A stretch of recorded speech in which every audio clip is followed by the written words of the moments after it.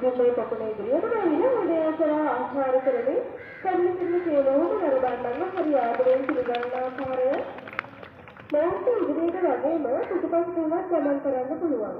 පිටපස්සට ගමන් කිරීමේදී පිටපස්සගේ භාගයට හඳුනා ගැනීම සඳහා මොහොතක කාර්ය කරගන්න ලබන්නේ වෛද්‍යය.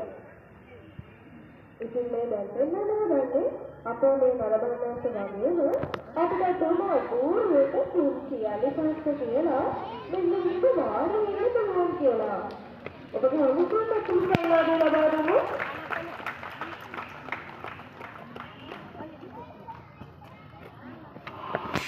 තියනවාද පහයි නේද? බලන්නකෝ අපේ අලියාදෝ මොකද්ද මේ කියන්නේ කියලා. එයාලා කියන්නේ එයාලගේ තියෙන බුදු පහක් තියෙනවා කියලා. වර්තමානයේ වෙනකොට බුදුගුණ ජීවත් වෙන විශාලම සත්‍ය විදියට තමයි අලියසල කියන්නේ. ඒ නිසාම නවම්බර් වර්ගයකට නම් කරලා තියෙනවා ආසියානු ආෆ්‍රිකානු කියලා. ආසියානු අලියකගේ දීපාදීනිය පුතු පහක් පිටපස්සාදීනිය පුතු හතරකුත් එක්ක ඔක්කොම පුතු පිටන්නේ 17යි.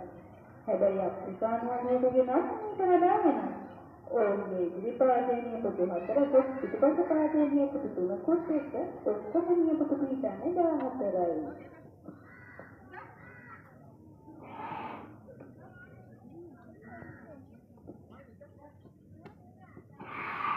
අපේ අලියන් මොකද ඉස්සෙල්ලා කියන්නේ මහන්සි හිතලා කොහෙද? ඉතින් මේ සෝදානම පොට්ටක් පියවතට දා ගන්නවා. චීරතාවෙන් සතුන් අතරේ කෙටිම කාලයක් නිදාගන්න ලබන්නේ නෝ. කායගත තුනක් වගේ සංකේත කාලයක්. ඒ තමයි නිරෝගී අලියන් තමයි මෙන්න මේ ආකාරයට උනත් දිව මෙතන නිදාගන්නේ. මේගොල්ලෝ රෝගී වන අවස්ථාවක නම් පියවතට මෙරේ ගහකට වාරි වෙලා තමයි නිදාගන්නේ. ඒ මොකද මේ කිලෝට උත්සාහයක් 4000ක් තරම් බර ශරීරය සමබරව තියාගෙන ඉඳ ගන්න අපහසු වෙන නිසා. ඉතින් බලන්නකෝ අපේ අලියාලෝ කොච්චර නිරෝගීවත්ද කියලා. හරි අපූර්වවට බිමකට නිදාගෙන ඉන්නේ.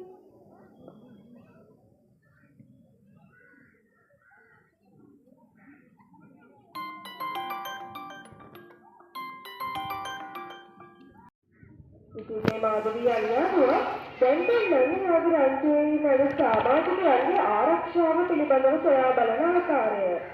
අලිය කියලා කියන්නේ රාජ්‍ය වශයෙන් ජීවත් වෙන සත්ත්ව කොටසක්. මේගොල්ලෝ මේ රාජ්‍ය මාතෘකාවලික වෙනවා.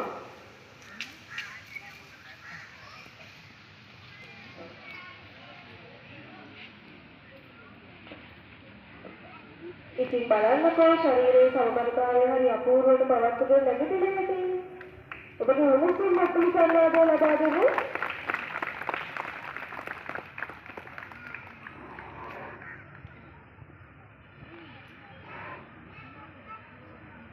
අපේ මොනවාට පොඩි නම් පාඩමක් කියලා දෙන්නයි යන්නේ.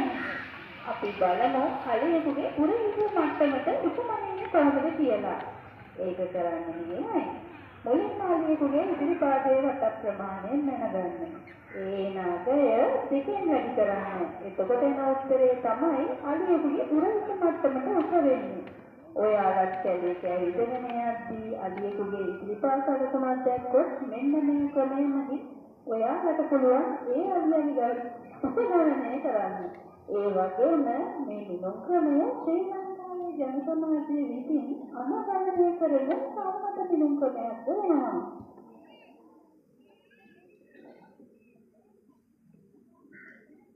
අපේ ලංකාවේ නම් අලියක් කියන්නේ අල්මකුල්ම සතෙක් නෙවෙයි.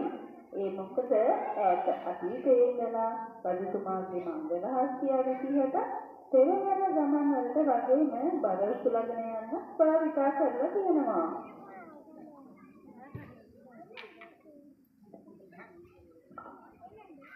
අලුතින් ආපු යන්ත්‍ර නිසා මොනියෙන් මේ දේවල් කරගන්න එක දැන් අඩු වුණා.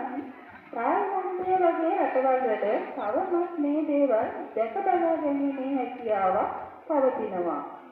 ඉතින් මේ දෙන්නන්නේ අපේ අලියාලුවා කොටයක් කරගෙන යන විදිහ. මෙයාට එක්වරකට කිලෝග්‍රෑම් 350ක පමණ වරක් ඉතිරීමේ හැකියාවක් පවතිනවා. ඔයාලට පේනවද අපේ අලියාලුවා මේ කොටේ අරගෙන යන ආකාරය මොකක්ද කියලා. ඒක අපි හඳුන්වන්නේ වෙලුව නම්. වෙලුව භාවිතා කරන්නේ මොහොතේ දත්වලට හානිය අවබෝධ කරගන්න.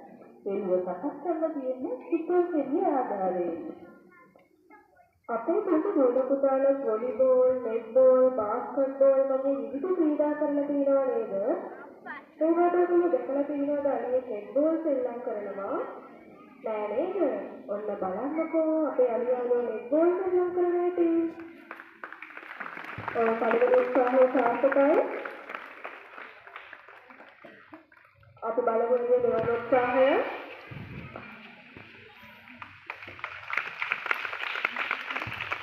දෙවන උත්සාහය සාර්ථකයි. ඉතාමත් දක්ෂ ලෙස පන්දු යොමු කරනවා.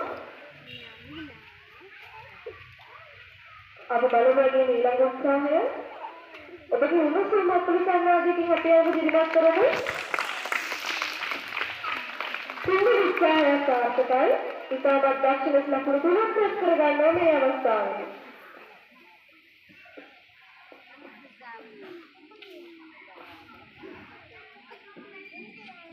අපි ආහාර ගන්නවනේ. ඉතින් මේ පෙන්නන්න සූදානම් වෙන්නේ අපේ අලියාගේ කොහොමද ආහාර ගන්න කියලා. ජාතික සත්වෝද්‍යාන දෙපාර්තමේන්තුවෙන් දිනකට අලියෙකුට කිලෝග්‍රෑම් 250ක පමණ ආහාර ප්‍රමාණයක් ලබා දෙනවා. ඒ ආහාරවලට පොල්ලතු, කිතුල්ලතු, කොස්කොළ, එළවලු වර්ග, පළතුරු වර්ග වගේම ධාන්‍ය වර්ගත් අන්තර්ගත වෙනවා. ඉතින් ඔබට තේරෙනවද අලියාගේ මේ හොඳය? මෑන්ගේ ශරීරයේ තියෙන සුවිශේෂිතම අංගයක් විදිහට මේ හොඳවැල හඳුන්වන්න පුළුවන්. මේ හොඳවැලේ ක්‍රියාකාරීත්වයට මාංශ පේශී ලක්ෂයක් පමණ දායක වෙනවා. ඒ වගේම තමයි මේ හොඳවැල නිර්මාණය වෙලා තියෙන්නේ උඩුතල නාභියත් එකට එකතු වීම තුලින්.